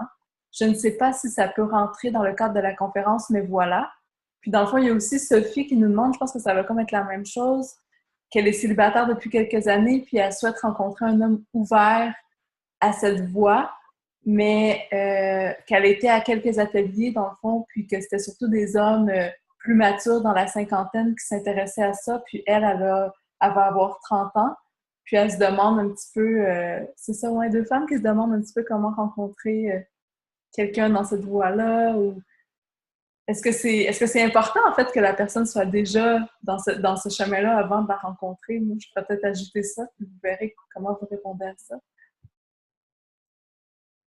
Ben, moi, je pense pas. Je ne suis pas convaincue que ce soit nécessairement important que la personne soit déjà dans ce chemin-là. Mais il faut à quelque part qu'il y ait quand même une certaine ouverture à explorer quelque chose de nouveau. Si la personne est bien fermée, puis elle veut absolument rien explorer d'autre, donc peut-être que ça peut être plus difficile avec cette personne-là. Ben, généralement, je vois que souvent, on s'imagine des choses, on suppose comment devrait être la bonne personne. Tu vois. Il faudrait qu'elle ait. Puis là, on a une liste de critères. Là, tu vois. Il faudrait qu'elle soit comme ça, comme ça, comme ça. Avec, évidemment, on ne rencontre jamais cette personne-là, puis on risque de rester seul longtemps. Alors que, dans le fond, souvent, les personnes qui vont se présenter d'elles-mêmes, si on est ouvert et qu'on laisse le mental de côté, on va sentir une espèce d'attirance ou de magnétisme, quelque part. Ben, si on y va avec ce que ça nous dit en dedans, plutôt que d'écouter que ça nous dit de toute façon, il n'est pas dans mes critères, fait que je le rejette. Après ça, ben, quand tu rentres en relation, c'est pas obligé qu'on fasse comme d'habitude, c'est-à-dire qu'on y aille avec tous les automatismes. On peut en profiter au début pour justement se parler puis dire un peu ce qui nous attire ou qu'est-ce que. C'est le moment de parler de ces choses-là, tu vois. Puis je pense que moi, en tout cas, ça m'aurait parlé, tu vois, mais c'est juste que je savais pas que ça existait, tu vois. C'est pas que j'étais fermé à ça, je savais pas que ça existait, tu vois. Je savais pas que. Donc, au lieu de s'engager dans quelque chose qu'on connaît, on peut en profiter pour établir de nouvelles bases ou de partager ça. De le partager au début, C'est ça. sans faire peur non plus. Aller dans la simplicité aussi, mais pas d'attendre dans 6 mois, 6 mois après de commencer à en discuter. Ça fait déjà 6 mois de relation qui n'est peut-être pas partie sur la bonne base à ce moment-là. Puis c'est des choses toutes simples, surtout au début d'une relation où est-ce qu'il n'y a pas tous les conflits, il n'y a pas de linge sale dans le panier. Là. Donc, c'est peut-être justement un bon moment pour aller explorer, où est-ce qu'on a plus d'ouverture, on a plus de curiosité envers l'autre aussi. Donc, toi, de quoi tu as besoin dans une relation, comment qu'on pourrait arriver à alimenter, à combler nos besoins. Donc, puis d'essayer des trucs différents. Justement, tu es avec une nouvelle personne, donc c'est nouveau. Ouais, c'est Mais ça. il faut essayer de sortir aussi. Ce que j'ai souvent entendu, c'est qu'on s'imaginer que la personne qui va être plus ouverte à ça va être, c'est un peu cliché, mais le prof de yoga ou le prof de méditation, tout ça, mais ça peut être le garagiste du coin, ça peut être le commis à l'épicerie, ça peut être n'importe qui dans le fond. Je veux dire, il est technicien en géomatique, j'étais en géomatique aussi, donc ça peut être n'importe qui. C'est juste, tant que la personne est ouverte à aller voir qu'est-ce qui est en elle, un temps soit peu, donc ça permet une ouverture pour justement cheminer là-dedans. C'est ça. Ouais. Puis se laisser toucher par faire confiance à la vie, puis sortir un peu toutes les peurs du mental qui nous rappelle constamment toutes les fois où ça n'a pas marché, puis qui nous dit il est comme un tel, donc ça ne fonctionne pas, je ne le sais pas déjà, j'y vais pas de toute façon. Donc, puis oui, c'est pas. Je sais que c'est une question qui revient beaucoup, puis qui est pas.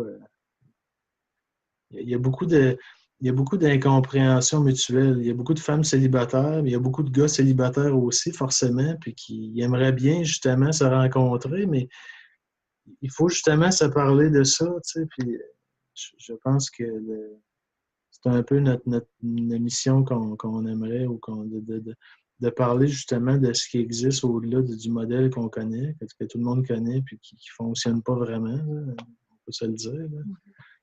Puis qu'il y a quelque chose au-delà de ça. Puis si vous voulez y aller, ça va fonctionner. Puis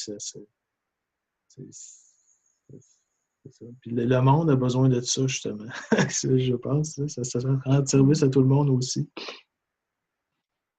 Oui, puis à quelque part, dans le fond, d'aller dans l'inconnu, puis c'est comme tu dis, de faire confiance en la vie, que la bonne personne, ça va être celle-là à quelque part, on a des attirances envers certaines personnes, puis comme vous dites, ça peut être n'importe qui, ça peut être, justement, c'est vrai que, c'est même dans des amis ou mon entourage, c'est comme, puis même moi, quelque part, à un certain moment, je voulais rencontrer la personne qui était très connectée, spirituelle, prof de yoga, et tout ça. La vie, elle amène la personne qu'on doit rencontrer, puis c'est pas nécessairement le cliché qu'on a en tête, mais c'est justement cette personne-là qui nous aide à grandir, puis qu'on a vraiment besoin d'apprendre quelque chose. On a besoin d'apprendre quelque chose, puis en fait, c'est comme si ça se contrôle pas vraiment, en fait, j'ai l'impression. C'est comme si c'est vraiment plus on s'ouvre à dire « je m'ouvre à ce que la vie veut », plus il y a quelqu'un qui va arriver. Mais c'est pas vraiment un contrôle, c'est un petit peu plus fort que nous, à quelque part, une attirance, tout ça, c'est pas très rationnel non plus. Non, c'est ça, c'est pas rationnel, justement. Là. C'est ça. Super. Fait que, il y a peut-être deux, trois autres questions. Est-ce que ça vous va si je vous les pose? Oui.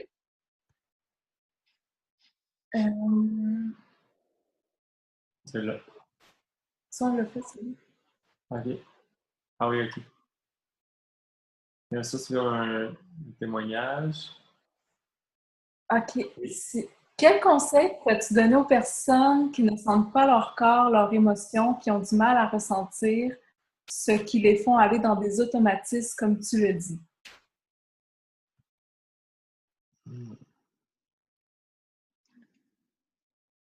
OK. Donc, il y a un problème. OK, on se sent pas, finalement. OK. Ben, je sais pas, en fait. Peut-être... je sais pas. Ça dépend. Il y a plusieurs cas de figure. Oui, c'est quand même. Peut-être se mettre en relation, ça serait une bonne chose. Oui. Ça dépend. Est-ce que c'est quelqu'un qui veut essayer de faire ouvrir l'autre ou c'est la personne qui essaie de s'ouvrir mais qui n'est pas en contact avec elle? Ouais, c'est ça. Je pense qu'il dit vraiment dans le sens pour la personne elle-même. C'est comme si, par exemple, moi, je suis pas en contact avec ça. Puis c'est sûr que vous en avez parlé un petit peu, mais tout ce qui est... Parce que c'est sûr que les automatismes sont là en partie parce qu'ils sont plus efficaces. Hein? Je pense que notre corps crée ces automatismes-là parce qu'il y a un souci d'efficacité et de rapidité dans un sens. C'est sûr, certain que vous en avez parlé beaucoup, mais la lenteur, le temps pour soi, puis de réflexion, comme de se décoller un petit peu du truc, c'est sûr et certain que ça fait une énorme différence parce que naturellement, si on est toujours pressé puis qu'on a créé ces automatismes-là pour être justement plus efficace, pour réussir à en rentrer plus, ben on les voit plus parce qu'on a quasiment besoin de ça pour réussir à rentrer. Fait qu'il y a vraiment comme un truc où est-ce qu'il faut sentir qu'on recule de qu'est-ce qui se passe. Je pense que tu l'avais bien dit avec la tornade aussi. Là. Je pense que tu as des beaux exemples de tranquillement plus pouvoir identifier « Oh my God, OK, je ne suis pas l'émotion, mais l'émotion est là. Je suis capable de la voir. » Puis... Mais lui, par exemple, il ne la ressent pas. Bien, je pense que c'est probablement de... Ben, ouais, c'est ça. Ben, c'est ce que je voulais dire par là. C'est OK, il la ressent pas du tout, dans le sens qu'il n'est pas du tout. Il est juste coupé, comme OK, coupé. OK, ouais. Mais... Ouais. Moi, j'aurais un truc peut-être à essayer, là. Probablement que cette personne-là a beaucoup d'habitudes, de choses qu'il fait automatiquement, ben, de faire consciemment d'autres choses que ce qu'il fait d'habitude. Tu vois, par exemple, pour aller au travail, il prend toujours la même route, ben, changer de route à tous les jours. Mettons, tu te brosses les dents toujours dans le même ordre, là, la routine avant le dodo, ben, changer ta routine. Le fait de sortir des habitudes va le confronter à l'instant présent, puis de l'instant présent, il n'a pas le choix de se trouver à quelque part. Il va finir par se rencontrer, je pense.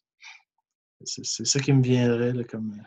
Peut-être aussi de commencer à être plus observateur de ce qu'on fait. D'observer ce qu'on fait, de voir, OK, je suis en train de faire ce comportement-là. À chaque fois que j'arrive dans telle situation X, j'agis de telle façon. Donc, au moins commencer à en prendre conscience. Donc, ça sort de l'automatisme. Puis, tranquillement, on peut, en prenant de la distance de ce qu'on fait, en étant moins identifié à ce qu'on fait, peut-être d'arriver à trouver des pistes de solutions ou une façon de faire différente pour arriver à ressentir qu'est-ce qui est là. Ou sinon, s'il y a vraiment des blocages, c'est de comprendre il vient d'où le blocage aussi, de pourquoi on se ressent plus. Ouais. Ça peut avoir toutes sortes de causes. Là. C'est ça, c'est... Avec un exemple bien précis, c'est en discutant avec la personne aussi que c'est plus facile d'arriver à cerner plus efficacement comment travailler. Il faut créer une brèche à un endroit. Exact. Merci beaucoup. Je vais voir s'il y a d'autres questions. Il y en a une autre. Non. Merde. Si. Ah ouais. Sexualité, est-ce pour vous du tantrisme? Si oui, Sexualité sacrée, est-ce pour vous du tantrisme? Oui. Si oui, qu'en est-il de l'orgasme avec ou sans éjaculation? Ben, pour nous, c'est pas nécessairement du tantrisme, mais ça peut. Disons qu'on a beaucoup lu là-dessus, mais le but, c'est pas de suivre une méthode avec une étiquette, dans le fond. C'est vraiment de ramener de la présence dans ce qui est là. Donc, l'éjaculation puis l'orgasme ne sont plus des choses qu'on poursuit, si tu veux. S'ils sont là, c'est correct. S'ils sont pas là, ils sont pas là, puis c'est correct aussi. C'est un peu comme ça qu'on le voit. C'est ça. On ne peut pas s'enfermer dans des croyances, Ça peut être, d'aller avec le flow. C'est ça. Si on est dans le « Ah, il faut pas que j'éjacule, il faut que je contrôle », tu restes dans le contrôle, puis il y a de la tension, tu sais, il y a quelque chose qui permet pas d'être dans l'ouverture, ça.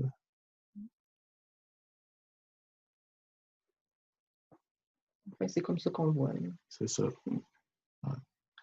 Donc, il peut en avoir ou pas, mais s'il n'y en a pas, c'est pas grave. S'il y en a, c'est pas grave aussi. C'est ça. Ce qui compte, c'est vraiment la qualité de présence.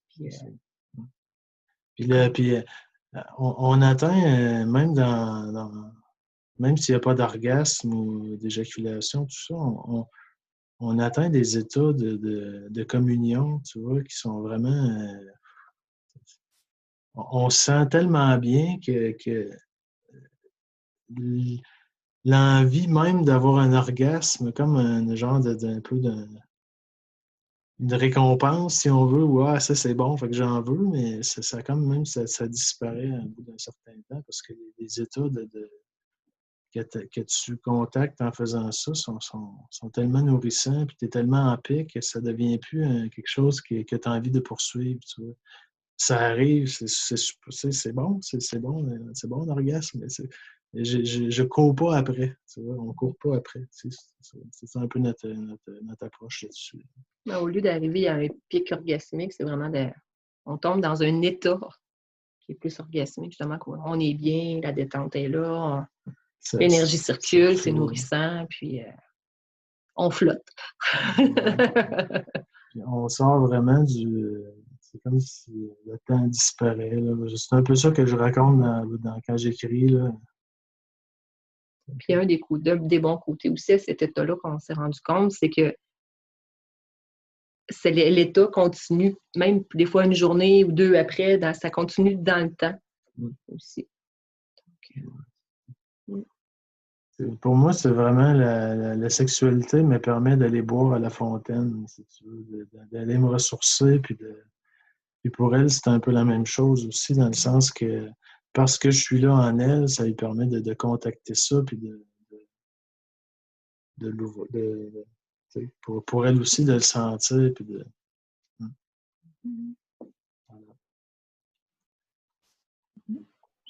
Tu peux poser la dernière question, je pense que c'est lui qui a une dernière question. Oui, c'est ça. Ah, mon micro. Moi, je dois revenir. Je viens d'entendre quelqu'un qui est arrivé, mais je reviens dans 2 minutes. C'est ça, les conférences en direct. Il y a Léla qui demande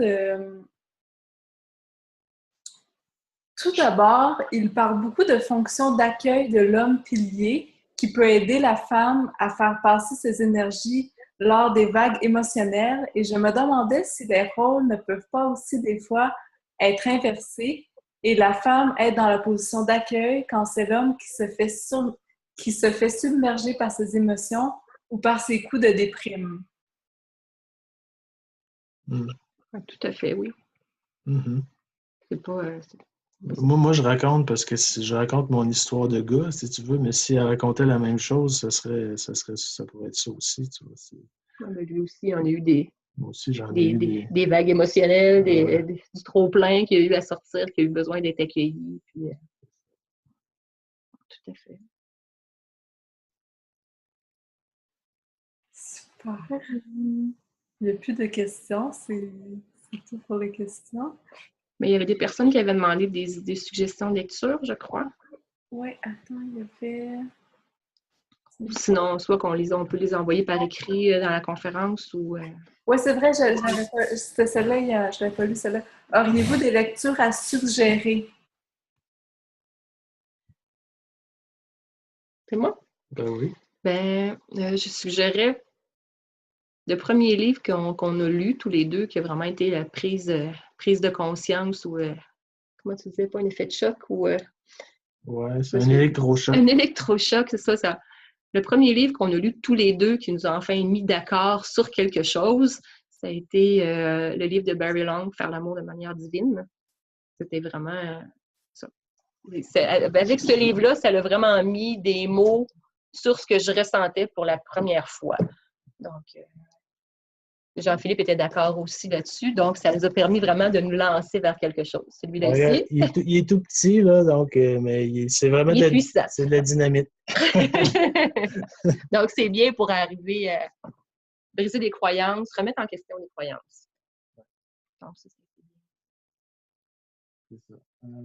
Après ça, on peut approfondir pour la sexualité. On a beaucoup lu les Diana Richardson, Slow Sex. Donc, il y a eux qui sont en français. Anne et Jean-François Descombes. Donc, le Slow Sex. Donc, c'est la même approche que Diana Richardson, mais c'est présenté d'une façon super avec des exercices, des exemples. C'est vraiment bien fait. Donc, Lui aussi, il part du même principe que nous, c'est-à-dire on part d'où on est. Ouais. On est rendu à cet endroit-là dans notre vie, dans notre relation de couple. Donc, on part à partir de là, puis on commence à mettre de la conscience tranquillement dans tout ce qu'on fait, puis les portes s'ouvrent, puis on chemine là-dedans. C'est ça. Donc, c'est vraiment les ouvrages qu'on utilise le plus. Là. Ouais. Sinon, pour le relationnel, le déminage des émotions, tout ça, il y a les 4 accords Toltec, je l'ai déjà dit. Il y a Diana Richardson, Amour et émotion. Amour et émotion, qui est super aussi. Non, mais tout ce qui s'apparente à la communication non violente, communication bienveillante aussi, ça permet d'avoir une meilleure communication dans le couple. La méthode Imago, que je ne connais pas encore, mais que j'ai hâte d'entendre Claude là-dessus. Il paraît que c'est super, mais je ne la connais pas encore. Oui. Je la connais un petit peu en théorie de par les lectures, mais c'est tout. Mais ça semble vraiment prometteur. Il y avait ça aussi. Pas mal ça. Vous pouvez lire mes textes aussi, ça fait du bien. Puis sinon, on offre l'accompagnement, Jean-Philippe et moi aussi, pour les couples qui ont envie justement de se lancer dans le processus. Donc, comme on disait, on accueille les couples où ils sont. Donc, on fixe où ils veulent aller, puis après ça, on regarde comment ça peut être possible selon leur disponibilité, l'ouverture, etc. Donc, ça nous permet de les aider à cheminer là-dedans ou sinon d'éclaircir certaines notions, des trucs qui sont pas clairs. Puis, en gros, vraiment de passer d'une sexualité conventionnelle à une sexualité plus nourrissante. Puis il faut comprendre que ça touche, ça dépasse la sexualité. C'est un processus qui touche à toute la personne. Puis donc, On va aborder des thèmes comme la gestion des émotions qui remontent, tout ça, la connexion du cœur, la connexion des sexes. Donc, comment dans le fond, nous, c'est un chemin qu'on a fait, puis qu'on a fait il n'y a pas si longtemps que ça, dans le fond, puis qu'on est encore dedans, mais je veux dire, le début, tu vois, de comment passer, c'est quoi les premiers obstacles, c'est quoi les trucs qu'on a utilisés, puis on n'est pas des thérapeutes, là, c'est pas des choses qu'on a appris là, à l'école, là, c'est des choses soit qu'on a lu puis qu'on a mis en pratique, ou qu'on a découvert par nous-mêmes. Donc, c'est essentiellement des trucs concrets qu'on a essayé puis qui fonctionnent pour nous. Puis c'est comme ça qu'on le présente aussi. Ça permet d'aiguiller. Puis, des fois, il y a des personnes des couples qui sont en cours de processus, mais qui thérapeutiques. Des fois, il y a des thérapeutes, peu importe, puis il y a un sujet, un truc ça coince. Donc, des fois, ils nous approchent, puis ça l'aide de mettre une nouvelle perspective, une nouvelle lumière, là, entre autres en lien des fois avec la performance. Parce qu'on avait aussi toute la capacité d'accueil aussi de l'autre personne, arriver à... L'impuissance aussi, des fois l'impuissance intermittente, là, des choses comme ça. Donc, c'est toutes des choses qui peuvent trouver des solutions là, autrement parce que ce qui est communément admis, c'est sûr. Ensuite, on fait des ateliers qu'on a commencé à faire. Donc, c'est plus Julie qui les développe. Là. Moi, je l'aide là-dedans. Puis, donc, il y a l'atelier que vous avez suivi, donc qui est Remettre l'amour en circulation. On est à Rivière-du-Loup. Le 4 mai. Le 4 mai, à Québec, le 25 mai. Et une nouvelle date de sortie, le 8 juin à Terrebonne. Terrebonne, pour les gens de Montréal. Donc, c'est ça. Donc, c'est ça, l'inscription, c'est en ligne. On va pouvoir mettre le lien vers le site web là, après la conférence pour les inscriptions. Puis, le 26 mai à Québec, on donne notre atelier Connexion des cœurs. Donc, ça va être vraiment pour aller travailler au niveau de la connexion du cœur, la ressentir, parce que des fois, ça fait plusieurs années où on la ressent plus tellement, donc on ne sait plus c'est quoi. Donc, on va vraiment aller travailler pour développer cette connexion-là, parce que... c'est la solution, en fait. C'est le point de départ. C'est pas tellement de combattre les symptômes, c'est de se connecter à la solution. Puis ça, c'est important quand on l'a ressenti, à cette heure, on sait qu'est-ce qu'on cherche ou on sait vers quoi porter son attention. Tu sais. Puis le fait de nourrir ça, ça fait disparaître plein de symptômes d'eux-mêmes sans que tu aies besoin de t'en occuper parce que tu travailles à la source même des problèmes. C'est-à-dire qu'il n'y a pas de connexion. Quand il y en a une, il y a plein de choses qui disparaissent d'eux-mêmes. Tu sais. C'est ça. Donc, on travaille là-dessus pour comment la maintenir, l'améliorer, puis la retrouver aussi. Parce qu'on se rend compte que c'est facile de la reperdre, une émotion qui surgit ou peu importe, mais comment arriver à le retrouver pour arriver à vivre qu'elle prenne de plus en plus de place au quotidien. Puis ça devienne l'état normal. C'est ça. Ça redevienne l'état normal dans le couple. C'est qu'on est toujours en lien, puis on ressent cette connexion-là dans le couple. Donc, quand il y a une déconnexion parce qu'il y a un déclenchement qui se produit, c'est plus facile de savoir vers où je veux retourner. Tu vois. Puis c'est plus facile de se rendre compte aussi que j'ai eu un déclenchement parce que des fois, tu en as tellement souvent que ça devient comme un état permanent. Tu es toujours un peu en réaction, mais quand tu sais un peu, tu retrouves un peu la connexion, mais c'est plus facile d'identifier les moments de déconnexion puis de prendre une nouvelle direction pour retourner en connexion. Tranquillement, au cours de la prochaine année, on va développer d'autres aspects du cheminement en atelier. Là. On a le massage pour couple aussi, oui. Parce qu'on est tous les deux massothérapeutes aussi. Donc, c'est un bel atelier pour justement développer la présence, le toucher inconditionnel. Hein, c'est ça. Voilà, ça, on n'a pas encore de date. Ils sont passés, mais il va en avoir probablement d'autres cet automne.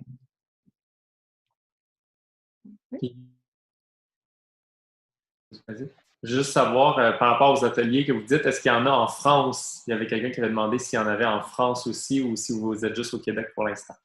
Il n'y a pas de date prévue en France. Par contre, il y a l'atelier Remettre l'amour en circulation qu'on offre en privé soit par Skype ou en personne. Donc, s'il y a des gens qui sont intéressés à le recevoir, ou même s'il y a un petit groupe de personnes qui est intéressé de le recevoir, on peut se faire de le donner par Skype à ce moment-là pour l'instant. Mais il n'y a pas de voyage prévu à court terme. Mais on va voir où les choses nous mènent. Super. Ben, merci beaucoup pour ce moment, puis vos partages.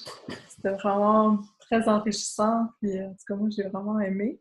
Mhm. Puis il y a beaucoup de messages de personnes qui aiment ça aussi dans le chat. On va rediffuser la vidéo sur YouTube, puis sur nos pages respectives. Je sais qu'il y avait des questions là-dessus aussi. Donc, voilà, est-ce qu'il y aurait peut-être, si vous avez envie de dire un mot de la fin, ou comment... Merci beaucoup à toi et à Francis de nous avoir offert cet espace-là justement pour en parler. Puis on se sent proche de vous, donc c'est facile de partager comme ça. Puis, merci beaucoup. Merci.